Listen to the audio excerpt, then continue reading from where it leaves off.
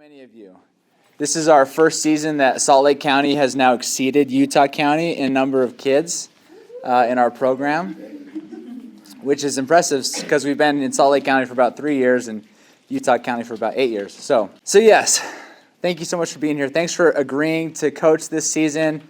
You guys are the lifeblood of UIT, right? You're the reason why kids keep coming back, why more kids keep wanting to join. You all have played team sports.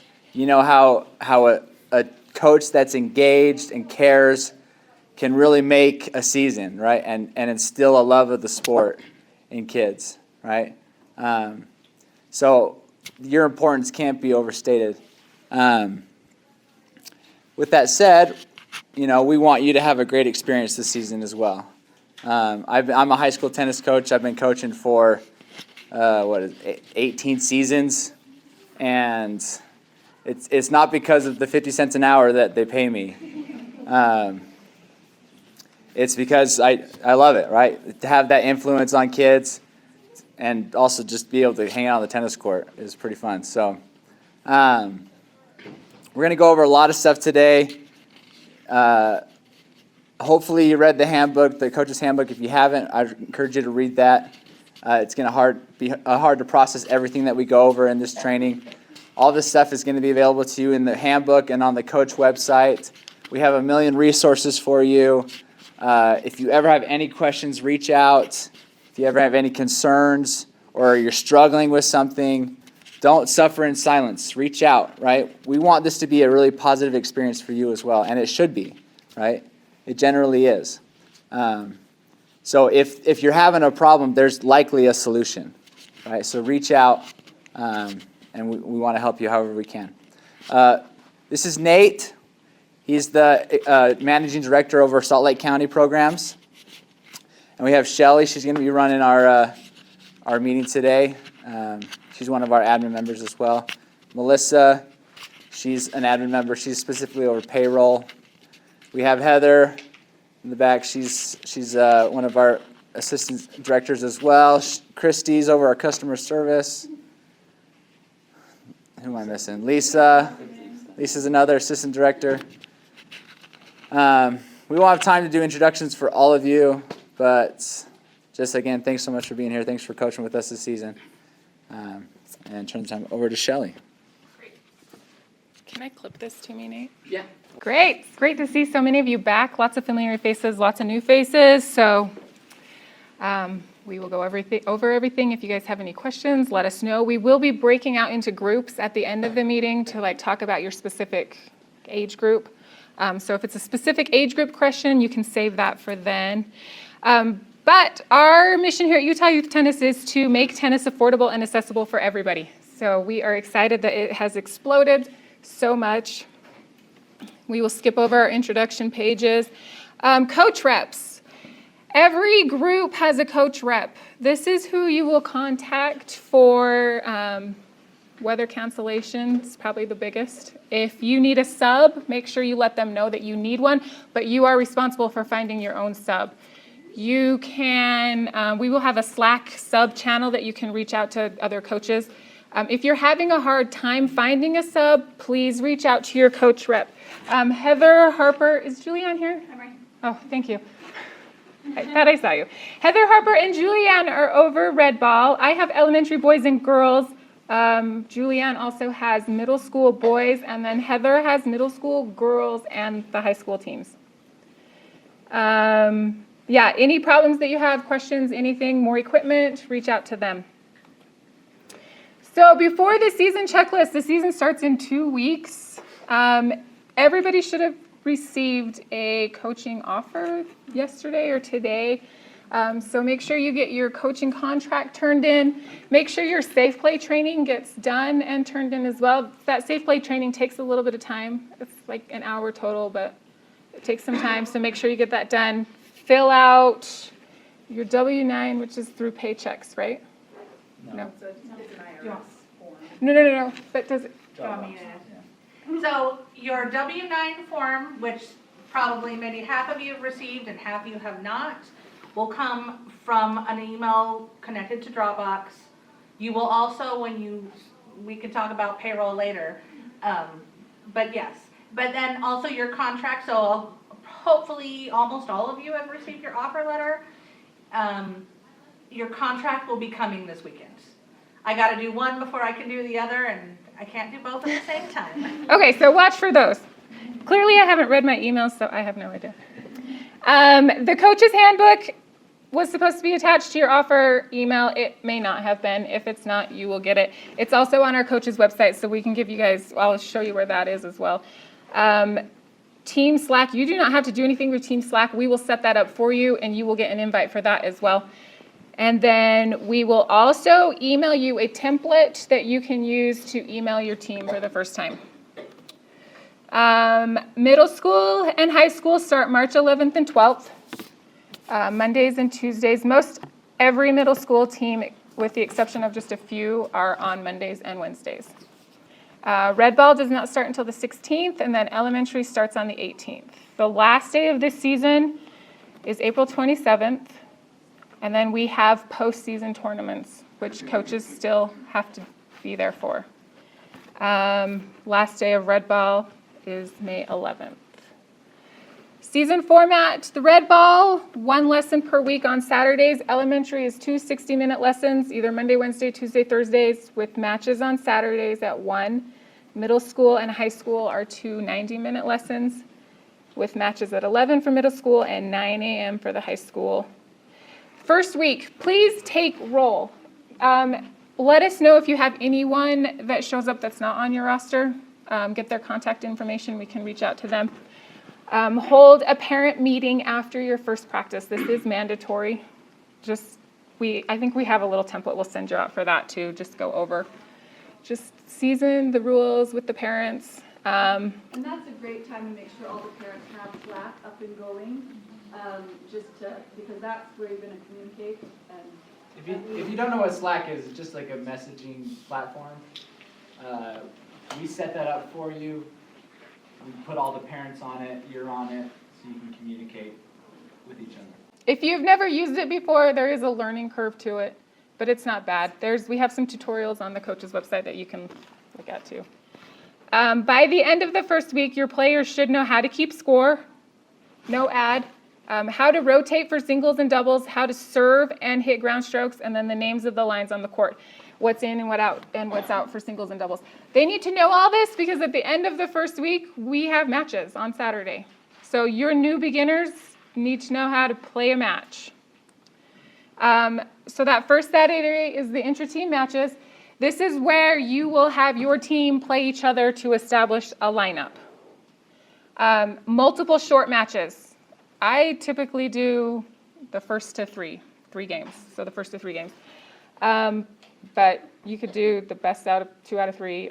No ad, keep them really short. Rotate the kids in and out as quickly as you can.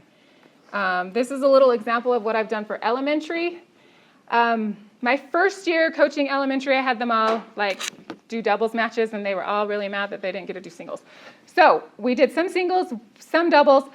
I watched them that first 2 practices and kind of got an idea of who I felt like, okay, these are probably my varsity, these are probably my JV. So I lined them up that way. These were my top that I felt like were most likely my top, and then we just kind of worked it my way down. And I created different matches for them. We ended up playing way more than this in our hour and a half that we had on the court. So I just started writing things in. But try and get as many as you can, because that will help you get a better idea of where everybody fits. Are there any questions about that? I know the intra-team matches are very chaotic. Yeah, and the intra-team, definitely, if you have parents that know how to score and know the game, definitely utilize them in this one, because it's not a league game. So Especially with elementary. Yeah. Ask parents to come and help them keep score. Doubles is so confusing for these elementary kids, so they need help, where to move, where to stand. So the more help you can get for that first Saturday, the better. Can I chime in real quick? Mm-hmm. So, part of the reason we started UIT is I've been teaching a lot of private lessons, and sometimes I would get a kid whose form was amazing, but taken lessons for 4 or 5 years and had literally never played a match before in his life, right? just because he'd gone to his club, twice a week and did his drills, right? Went to his private coach. We're like the opposite of that, right? We want kids playing tennis, right? ASAP. So we got 2 practices and then their first match, right? To kind of make it a little easier for them and less pressure. That's just an intra-team match against their teammates, right? But we want them playing, right? So it's not going to look pretty, right? Tennis has a bit of a learning curve compared to other sports, right? But it works, right? We've been doing this for a long time. And so again, like Shelly was saying, there's 2 purposes for the intra-team match, right? Intra-team, meaning just against your own teammates. So the first is to establish the ladder, right? You need a ladder for your team. You need to rank your players. That's the necessary evil with tennis, team tennis, right? So you're playing a bunch of challenge matches, trying to figure out where everybody fits. That's purpose 1. And purpose 2 is an intro to match play for those beginner players, right? Or kids who haven't played matches before. Right? They're just playing with their teammates, they're learning where to stand. All right, it's 15-love, now I got to serve over here, like all those things. And that's why she said having extra help on those days where people are trying to learn, where am I supposed to stand? All right, now you go up, I go back. All those kind of things can be helpful. So. Perfect. Thank you. Any other questions on that? This will probably be your most chaotic day. Just saying. The better prepared you can be, the better it will go. Like I said, my first year coaching, I didn't do anything, and we just tried to match them up, and it was a mess. Your team ladder format. So elementary, the top 8 players are your varsity. You'll have 2 singles and 3 doubles. The rest of your players after that are JV, and they all play doubles. You will have so many kids upset that they're not playing singles. Tell them it's okay. Have them do challenge matches during the week during practice as singles. Elementary has a 6-game set, 7-point tiebreak at 5-5. Middle school, the top 8 play varsity, 2 singles, 3 doubles, and then the same for JV, right? I don't have that on there. The same for, oh yes I do. The same for JV, 2 singles, 3 doubles. And then after JV is your exhibition team, and they all play doubles. Then middle school plays an 8-game pro set with a 7-point tiebreak at 7-7. Varsity does. Varsity. JV plays 6-game set with a 7-point tiebreak at 5-5. And the high school is 6 varsity, 6 JV. Everyone after that is exhibition. They all play singles and they all play doubles. 6 games. Don't let your players leave. We had that first year, some girls left after their doubles match. We're like, no, stay. So Yeah. high school, I guess you guys. Yeah. So all scoring in UIT is no ad, right? So your beginner players, teach them regular scoring, but also make it clear that we do no ad. If you don't know what no ad means, just if it's deuce, it's next point wins, right? And then just notice how we do tie breaks 2 games earlier than like high school and pro. Just we figure once you've gotten, it's 5-5, you got your money's worth, and we're gonna go straight to the tie break. Some of these matches can go really long. If you've read your coach handbook, it also talks about the team ladder and that stacking your lineup is not allowed. So your top player needs to play varsity 1, or they can play doubles 1, right? Yeah. Okay.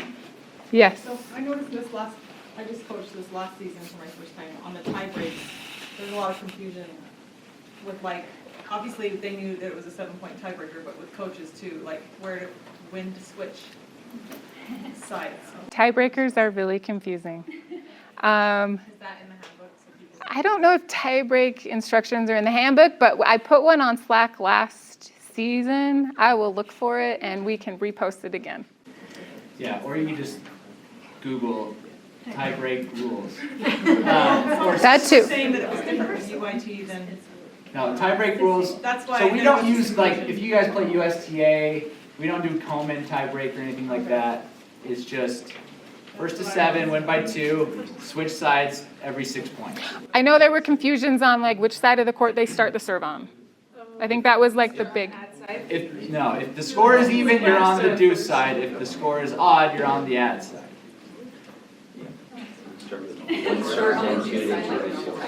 Yeah. Yes. So yeah, the very first point starts on the do side, but then every point after that, if you're serving for the first time, you're on the add side, which is just how it works out. But Tiebreakers are confusing. yeah, coaches, we expect the coaches to be familiar with tiebreak rules because you're going to be the ones that are going to be helping because the players, and usually parents too, don't know what's going on. So if we need to send out like a 30-second video of this is how a tiebreak works, we're happy to do that. But yeah, make sure you know. That is also why I don't do tie breaks at my intra-team match. Because I know some coaches will do a tie break at 2-2 for the third game winner. We just put the first to 3. Yeah. You said no stacking, but if your team has less players than the other team, does that mean varsity can't play against their JV? Or only the JV can play JV? So if your team has less, Right. your varsity players will end up playing again. Again, against JV? And they will play against Okay, JV. all right. And that is fine. All right. And that will happen with most every team. There will be like, You're never going to show up with the exact same Yeah. number of players. but your varsity one should be playing their varsity Right. one. I didn't know if you meant like Yeah. only JV can play JV, and so some people. No. Once you're cycling through, it doesn't matter. Right. Just get Yeah. somebody.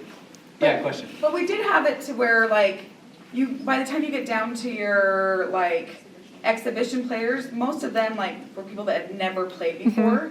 So then you're having them play against their number one varsity, and that's not fair. So you know what I mean? So usually we would be like, well, let's try to get them a JV player at least. You know what I mean? If you can make it work like that, that's great. A couple points on that.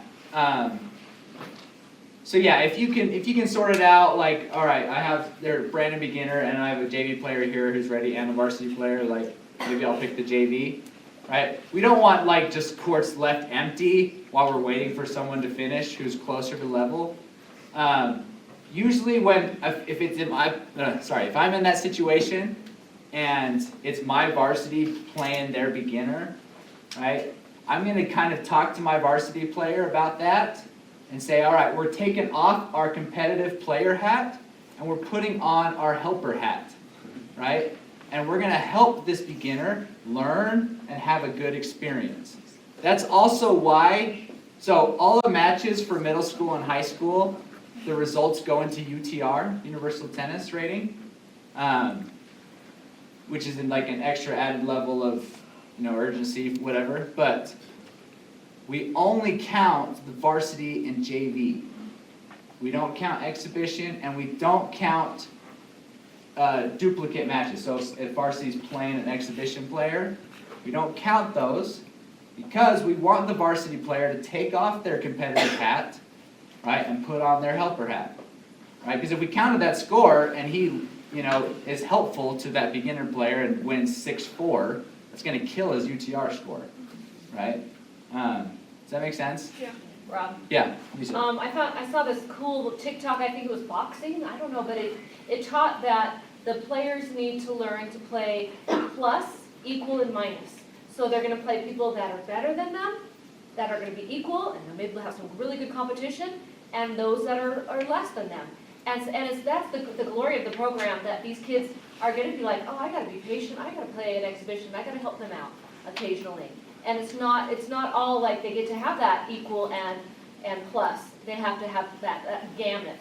And so I just thought it was the coolest, and I use it with my kids, and I think they become really, really kind to each other that way because they have to play a different level sometimes than they maybe want to. They have to be patient and be able to do it. So anyway, that's Yeah, my so little- teach your varsity players to put on their helper hat when they're playing again, right?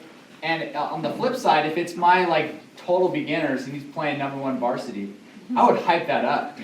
You're just like, dude, he's varsity. You got this. Just go and give it the best you got, Don't even worry about winning or losing, right?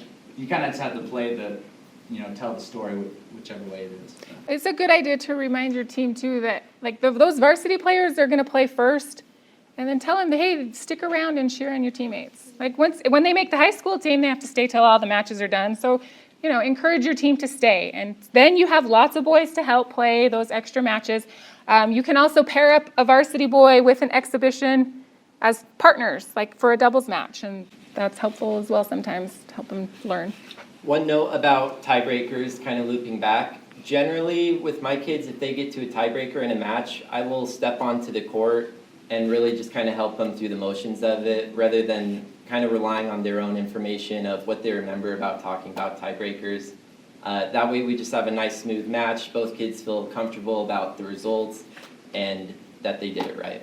So don't be afraid to step on the court, help them out. And that's another beauty of UIT is, as coaches, we're allowed to be on the courts. We're allowed to help our players in between points, in between games.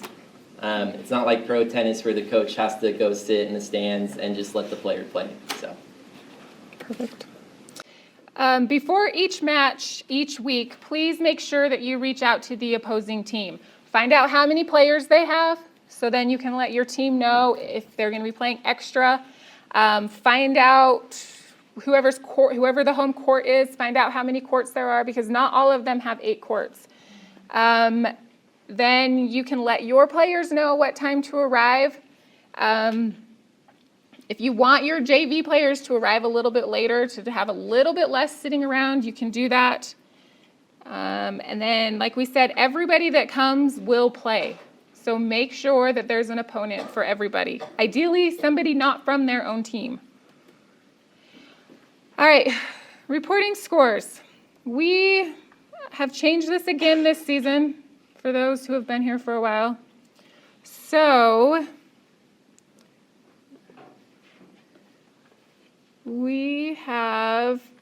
you will have a Google form that you fill out. You'll type your name in. I think there's a drop down for your team that don't have our teams in it yet. You'll choose which team you played. Then you have to list your lineup. This is where it gets a little tricky. You will start with the varsity 1 and work your way down. Please make sure that you separate the names by a comma. And then the doubles partners have the little backslash through them. So yes, you're going to have to type that out every week. I'm sorry, but it makes it easier for us. You could copy and paste it too. Save it in it. Unless it changes, because my team lineups typically change every week. Kids don't show up. The kids like to challenge match each other. They move to different spots. But then after that, you can just click like the score for their matches. If it's a tiebreaker, you need to click other and then put it in. And then you will do the same for your JV. You'll type in the names just like you would for varsity. So hopefully it's not too much of a pain. We can't just take a picture of the score like last season.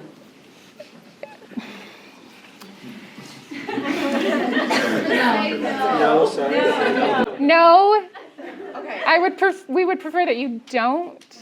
Okay. That's fine. I just was making sure because I feel like last season that's what we did. Right? We did, Okay. yes, and it was fine. Everybody's handwriting. It was fine. It made a little more work for us. We've got some spreadsheets with this that do all sorts of things, so that at the end of the season, when we come to end of season tournament, we have all the information of where everybody is ranked and all that. This is just a lot easier for us to keep track of. The pictures, I was fine I was the one that put in all the information from the pictures. I was fine doing it, but this will be a lot easier at the end of the season. So we just need first and last names from the opposing team too. You just our only own have team? to do your own team. Oh, okay. Just your own team. So every coach will have to do this every week. Just your own team. But it will, you'll put in the scores, and so if there's a discrepancy on scores, we'll see that, and then we can reach out and be like, hey, what's going on? One thing with that, after your matches, make sure to meet with the opposing coach and compare your scores so there isn't discrepancies every single week. If you meet with your coach after the opposing coach after the match, run through the scores of each position and make sure those correlate with each other. Just because some kids will go and report scores and the other team might go and say a different score, and so it's good just to run through those before. Yes. I didn't run into too many problems last season, but there were a few. Also, I know this form looks like a beast, and I promise you it goes by really quick after the first time. It's just kind of point and click, other than typing out your players' names. So don't stress so much about it. I promise it'll be easy after the first week. Yes. Coach's website. On there we have all the information that you guys need. Lesson plans, Slack videos, parent handbooks. Make sure you send that out to your parents. They probably won't read it, but send it out anyway. Coach's handbooks, templates, anything you need. Familiarize yourself with Slack. There is a learning curve. It's good though. I hated it the first season. I really like it now. Be nice. I hated it the first season. If you guys have questions about Slack, message me. I said it's great. I love it. That first season, though, I did not. I love it now. It's good. Honestly, Slack will be such a great resource to connect to other, like to your parents, to your coaches, and if you really, truly, my name's Melissa Tout. I'll be your payroll specialist, so. Yeah, you can reach your whole team, all the admin members. Like it's good. Yeah. Is there a way to either have the parents edit it, or when you enter it, to have the parent name and maybe parentheses, first name or the name of? Because I had some parents do that, and it was really helpful, especially if the last names don't match. Yeah. To know which parent actually is with which kid. We'll be sending out emails this weekend to parents, giving them the coach's name. You can include that when you set up Slack, Put your Yeah, child's name in. they'll have to do that on their side. We Yeah. can't, when we invite a parent, and we only invite, like, last season I had lots of parents say, can you add my spouse or my co-parent or whatever? But if they wanna do that, you can ask them Yeah, to my put other thought that. is if in the invite email, if we can give them a little coaching to say, hey, when you enter your name, Yeah. enter it in this format, and so it's all the Yeah. same, and it all includes the kid's name. Yes, that is a good idea. Because I did lose a boy last season. We'll also email you your full roster, and you'll see the kids, the parents, and contact information as well. Yes. The middle school and high school teams did not get that last season. You will have a full roster this season with all the information. So, but that is a great idea. All right, the weekly report. Weekly report has to be done by Saturday at 8 p.m. This is how you get paid. So if you don't do it, you don't get paid. Melissa is strict. Right, Don't Melissa? me. I'm going to show you the weekly report. This is pretty much the same thing as last season. It's the same. There was a separate one for assistants, but it's all on this same one. So I filled it out for me already. We come to the drop down, select your name. Then you will choose your week. All the weeks are already in there. Middle school hours is what I'm going to report. You do have to put in a little, what did you do this week? It doesn't need to be long. So I just said we taught and practiced forehands and backhands. It's our first week. So we learned how to serve and keep score and held practice matches. If you want to put more in there, you can. Our plan for next week, I'm just going to follow the lesson plan. And we're going to do volleys and doubles play. When it comes down to your hours, you can only put in numbers. So if you worked for 2 hours and 20 minutes, it has to be 2.33. High school and middle school, you are only paid for on-court time. And for practices, that is only your practice time. The 60 minutes for high school and middle school, the hour for elementary school. So obviously I was late, missed 30 minutes, I don't know, because 3 hours is what you can get for middle school. I only have 2.5. Then you are paid for 2 hours of match time if you're there for 2 hours, plus 15 minutes to set up. Well, you're actually paid for However long you're there. Yeah, Most of them are only 2 hours. We have other matches that start after, so they're pretty much 2 hours. But I was there for 2 hours. I did some subbing, so I have an hour and a half of subbing.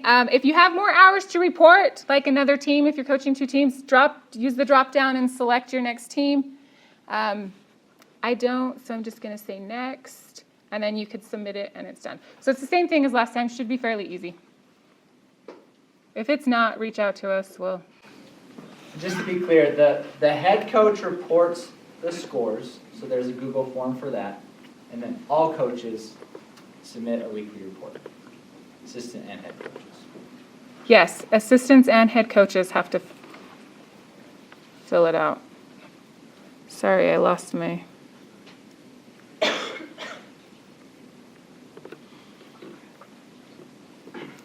Now, the lesson plan, if you are not familiar with our weekly lesson plan, it is on our coach's website, but this is great. This is a great resource. We have this for all of the teams.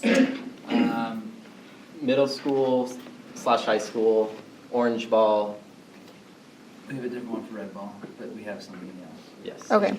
Yes. There is a resource for whatever age group you coach. Just know that. So with the lesson plan, the weekly lesson plan, we designed it so that we could give it to a monkey and they could run practice for the season, right? You don't have to do it that way. If you have this idea of how you want to run practice, that's great. Like, especially like if you coached it before or coached at other places, like you know what your kids need, you know how you want to run practice, that's great. You can throw it away if you want to. Or you can look at it occasionally for ideas. Or you can go verbatim on what it says. Whatever you want to do is great with us. We want to make sure you have that resource. If you don't want to have to think about what I'm going to practice, or I don't want to prepare a lesson plan, I just want to show up and all right, now we're doing this. Okay? That's great too. It's a great resource. I don't use it verbatim, but I do use it for ideas. And if you get into it, like it's interactive, you can click on the little buttons. It'll take you to YouTube videos for ideas. It's great. Coach's Handbook, please read that and be familiar with that. Hey, Rob, Yeah. I was wondering, with the safe play, like when they get certified with that, it was saying it has access to net generation and all the drills there too. Yes. So that's Yeah. another, as you've taken the time to do your safe play certification, you'll have access to. Yeah, so there's an app or a website called Net Generations through USTA. Once you've completed Safe Play, you get access. They have a bunch of videos, lesson plans. It's called Net Generation. Do you want to do this? Yes, I do. Okay. All right. Will you give the microphone to Rob? Yes. Injury protocol. I'm just going to hold this. All right. Level 1, minor injuries. What do you do when a kid gets a minor injury? So minor injuries are things like scrapes, sprain, cuts, cramps, a little nauseous or runny nose or something. Okay, step 1. It's already written. Evaluate and discern that the injury is not more serious. Provide aid as needed. Band-aid, water, rest, ice. What about medicine? No. Unless directed by emergency personnel, we do not provide medicine to players. What if it's the state championship and he's got tennis elbow and I got ibuprofen? No. No. We can suggest it to the parent maybe. Maybe some Tylenol might help him a little bit. Yeah, the question back here. Yes, parents can do whatever they want to their children. Yes. Within reason, and within the law. I actually am an attorney by night and a tennis coach by day. Okay, provide aid as needed. Let the player decide if they want to continue, right? Continue to monitor the player to ensure things don't get worse. All right. No, don't go. We want to keep it in suspense here. So level 1, let the kid decide. Sometimes kids don't want to be there. Their parents signed them up, and they just somehow always have a stomach ache every practice, right? You You can tell. You're smart people, right? If that's the case, don't just let them sit on the side all day. It's like, all right, like, it's fine. If you don't feel good, you don't have to play. You can help me pick up the balls as the kids play. And quickly that stomachache goes away, you know, things like that. So, yeah, let the kids decide. Okay, level 2. Level 2 are serious injuries. Fortunately, level 3 is life-threatening. So level 2 is serious injuries. What is an example of a serious injury that might happen on a tennis court? Broken bone. Twisted ankle. Yeah, like a serious sprain. Heat stroke. Yeah, deep cut, heavy bleeding. No, not yet. Okay.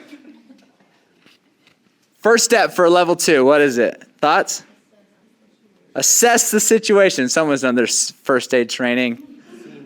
Assess the situation, right? Make sure the scene is safe. Make sure it's not actually a life-threatening injury, right? Step 2.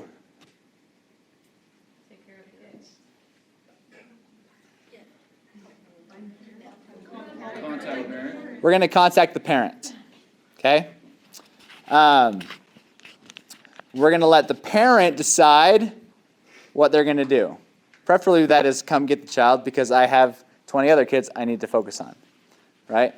And then if they want to take them to the hospital, that's great. All right, go to the next slide. All right, provide first aid as needed. Or just go into the school and find someone who's certified. Yes.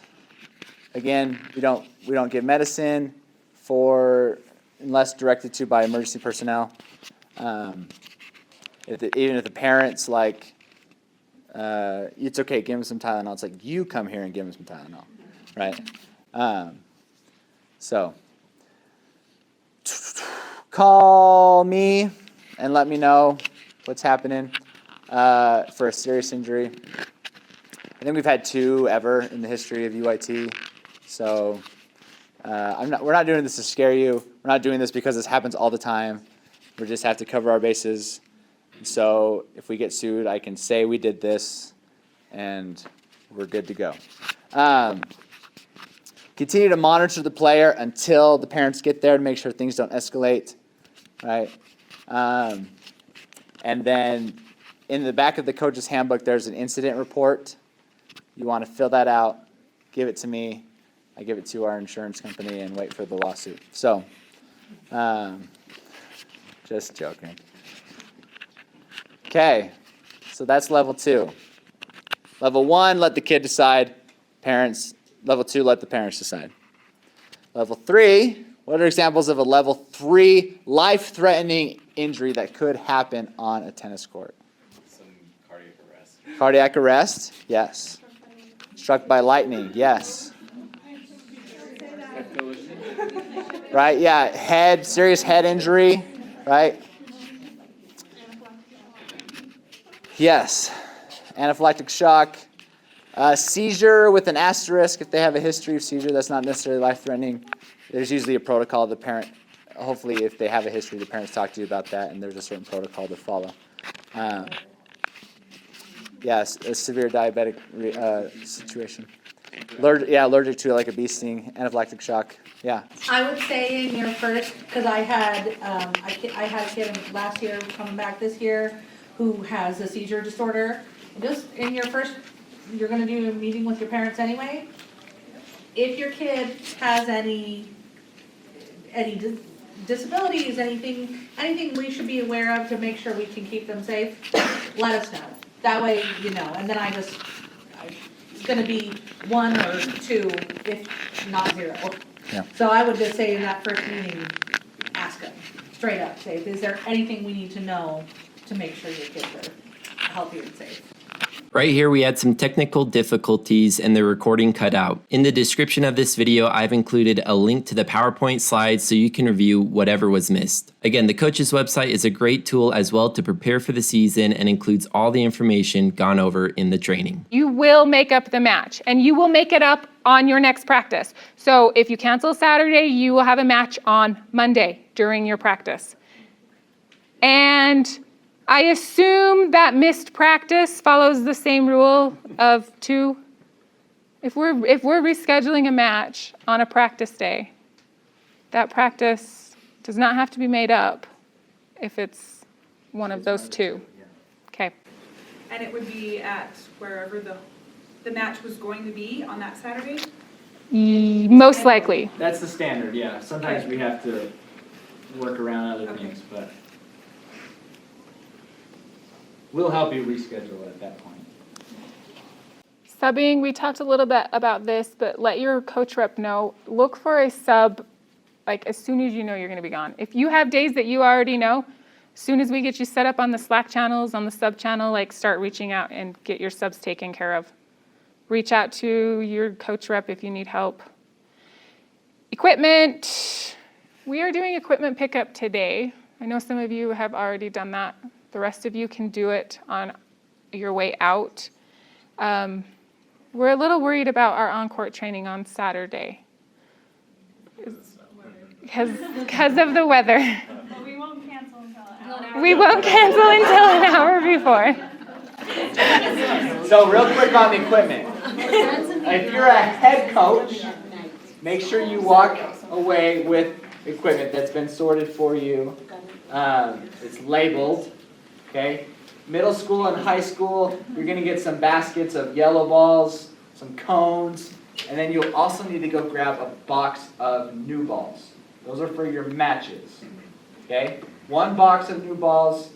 So how new balls work for matches is you're gonna open 1 can of new balls per court.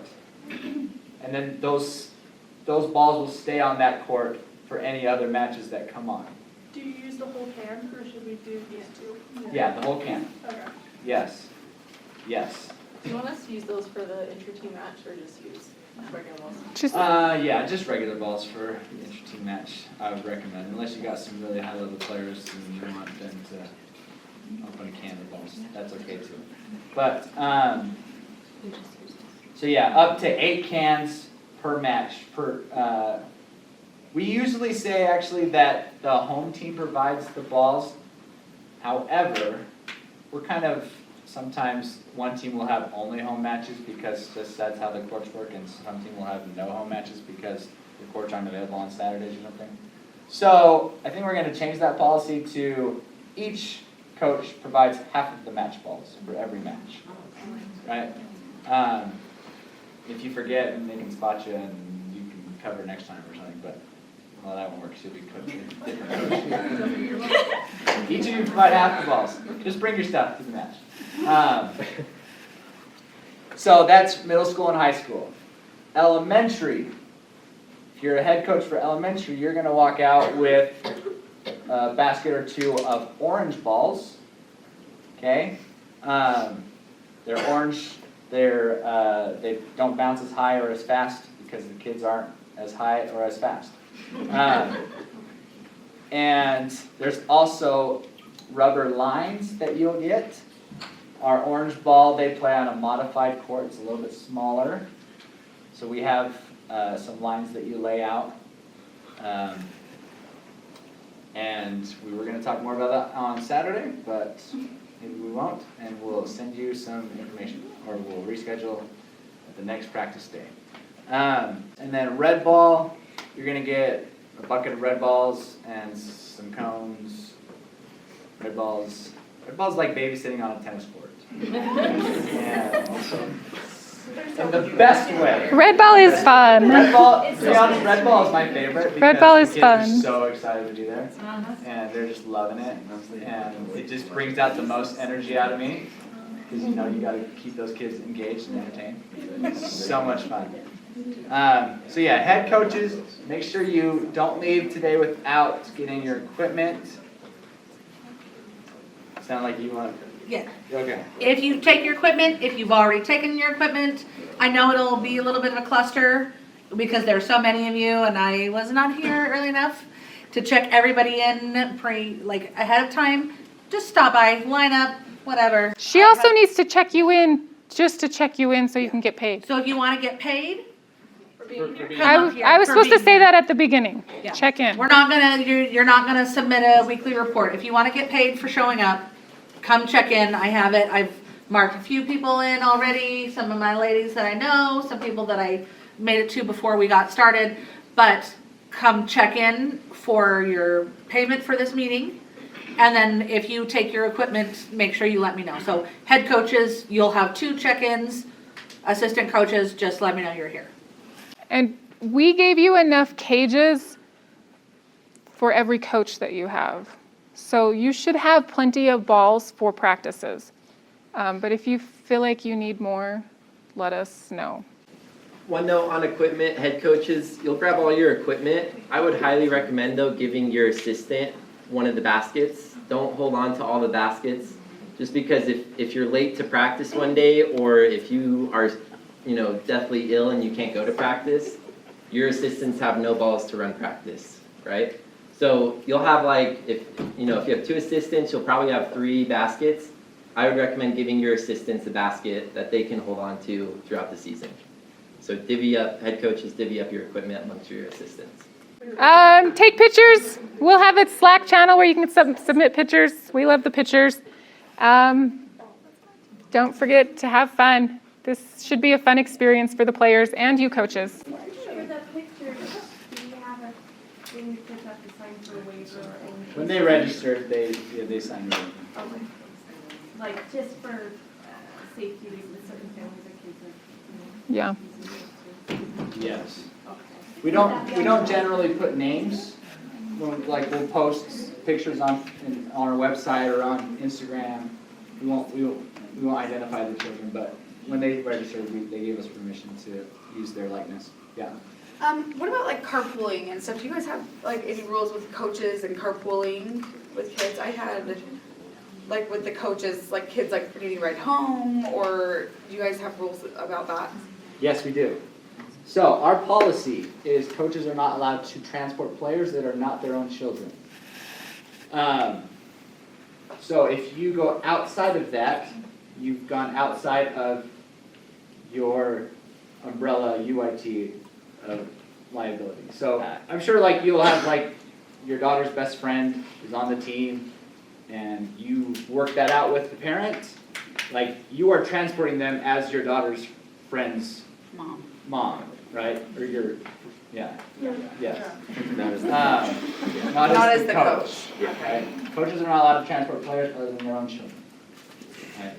So if you do, you're no longer a coach at that moment. You have now gone outside of that. So, When do we find out our assistant coaches and the times? I have parents already asking that are on Toronto. yes. So most of the times have been finalized. We're still waiting to hear from a few schools about when we can use their courts. It should have been in your offer. If it wasn't, it's because we're still waiting on as far as times. Who your assistants are. How's the best way for them to learn that? Show up to practice the first time? We have breakout groups in a little bit that we can look it up. Oh yeah, you are going to do that. Doesn't this just go till 7? Just making sure. Yeah. 6:40. Okay. Yes. Question. Yes. Would you talk a little bit about the Kickstarter program that we just found out about? Yes. So this season we're trying something new called Kickstarter program, where we reached out to people who were signed up and said, if you're totally new to tennis and you want a little jump start on the season, we reached out to some of you interested to see if you're interested in helping coach that. We just have a few locations throughout the county where that starts actually next week, where kids can, we don't have a ton of kids signed up for that, but just a few who wanted to get a jumpstart on the season. Yeah, Is this program something we're gonna continue? we'll see. Next Kind of a season? test. This is our first season doing it, so we're just seeing how it goes as we go through it. Well, if we wanted to run it independently next year, can we get with you? Because I think in our area, it's a really good program. We just got started late. I mean, if I advertised it to the community, I think that we could get more kids involved in it. I think it's really good to get them comfortable before they walk onto, like our team has a lot of kids, and they walk out there the first day of practice, and there's 50 kids on the court, and they're a little bit overwhelmed. Either that or it prevents them from signing up in the first place. I hear that Yeah. a lot, you know, it's like, oh, I want to sign my kid up, but probably shouldn't because they've never touched a racket. No, absolutely. You tell them that's about half the kids every season. Yeah. Yes, They get a week off for spring break, right? yes. Or just whichever, like, school they go to? We tried to do it by district. So Jordan District has 1 week, Granite and Canyons has another week. The Saturday, we have one Saturday, I don't remember where it fits in. There's like March 30th is like the one that's in the middle. So that's the one Saturday. So I'm sure that you will have players on that Saturday that are like, well, we're out of town. There's nothing we can do about that. It is, we're trying to coordinate all the districts and all the different spring breaks, so this was the best option. Okay. I have one more note on courts, if that's okay. Just remember that we have a contract with the high schools, but these are their courts. If you get to practice and the high school team is still practicing, you have to wait for them to finish. So do some warm-ups on the grass, volleys, something on the grass, but you've got to wait for them to finish. If we make them mad, they're not going to rent us our courts anymore. And a lot of times the courts, you will show up and the courts are locked. I ran into this a lot with Bingham. So if you can, find out the contacts for the high school coaches. I had both the girls and the boys' high school coach numbers. They told me that I could text them if the courts were locked. I also befriended the driver's ed teacher that was in the range box, and he gave me his number. So like anytime that they were locked, I had people to contact. You can also go into the school and find a janitor. There's usually janitors there or other coaches. Every coach has the key to all those locks. So just a heads up, if you go and they're locked, try and find somebody at the school to unlock them. So You can also message us. We usually have the phone number for the head janitor at the school. So, at least we've been trying to do that. okay, we are going to break out into groups. Just one last thing. Okay. I know it's really tough to take a whole season's worth of information in an hour and a half. So if there's anything you were like, man, I wish I had more information on that, or man, I wish I took a picture of that slide, or man, I wish I knew where to find this information. On your coach onboarding, after you accept, we're going to be sending you handbooks, coach handbooks, the lesson plan. We're going to send you the link to the coach's website. The coach's website is pure gold if you have no idea what we just went over. There's lots of links, there's lots of resources. So if you're still uncomfortable, if you're a little nervous, know that we as the admin team, we try to provide you with as many resources as possible to make you feel comfortable for the season. We'll also be sending you like weekly reminders, like make sure you do this. We have a match in 3 days, make sure you do this, right? So make sure you're monitoring Slack, right? That's how we'll communicate with you. That's how your opposing coach will communicate with you, and we're trying to coordinate for your match. Make sure you're just staying on top of things. Get those notifications on. Yeah, turn your notifications on. So download the Slack app, turn on notifications, get logged in, and it'll be just peachy.